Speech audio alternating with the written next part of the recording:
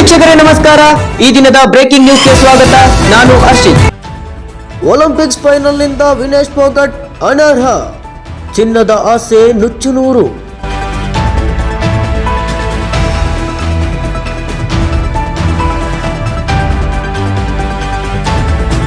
Paris ಒಲಿಂಪಿಕ್ಸ್ನಲ್ಲಿ 40 ಕ್ರೀಡಾಪಟುಗಳಿಗೆ Covid ಸೋಂಕು ದೃಢ.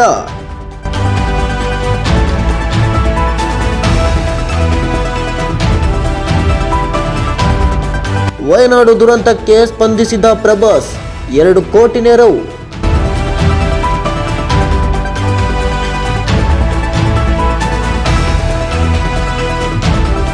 ಇಂಗ್ಲೆಂಡ್ ಬಳಿಕ ಅಮೆರಿಕದಿಂದಲೂ ಶೇಖ್ ಹಸೀನಾಗೆ ಬಿಗ್ ಶಾಕ್. ಬಾಂಗ್ಲಾ ಮಾಜಿ ಪ್ರಧಾನಿ ವೀಸಾ ರದ್ದು. ನೈಟ್ ಲೈಫ್ಗೆ ಬಿಬಿಎಂಪಿ ಅನುಮತಿ. ಸಿಲಿಕಾನ್ ಸಿಟಿಯಲ್ಲಿ ಇನ್ಮುಂದೆ ಮಧ್ಯರಾತ್ರಿ 1ರವರೆಗೂ ಬಾರ್, ಹೋಟೆಲ್ ಓಪನ್. ಬೆಂಗಳೂರಿನಲ್ಲಿ ಟಿಪ್ಪರ್ ಡಿಕ್ಕಿಯಾಗಿ ಗರ್ಭಿಣಿ ಸಾವು, ಹೊಟ್ಟೆಯಿಂದ ಹೊರಬಂದ ಮಗು.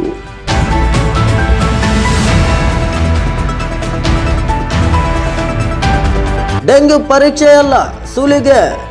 ರೋಗಿಗಳಿಂದ 15 ಪಟ್ಟು ಹೆಚ್ಚು ದರ ವಸೂಲಿ ಮಾಡುತ್ತಿವೆ ಬೆಂಗಳೂರಿನ ಲ್ಯಾಬ್ಗಳು.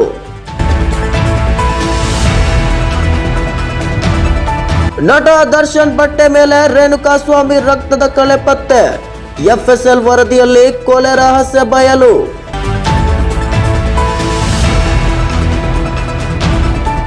ವಜ್ರಕ್ಕೆ ಕುಸಿದ ಬೇಡಿಕೆ.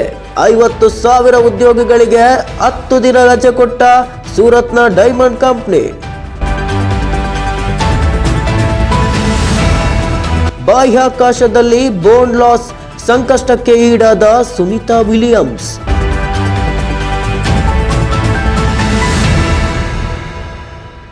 ಇದಿಷ್ಟು ಈ ದಿನದ ಬ್ರೇಕಿಂಗ್ ನ್ಯೂಸ್. ನಿರಂತರ ಸುದ್ದಿಗಳಿಗಾಗಿ ನೋಡ್ತಾ ಇರಿ NKS TV4. ಇದು ನಿರಂತರ ಕಾರ್ಯಪಡೆ.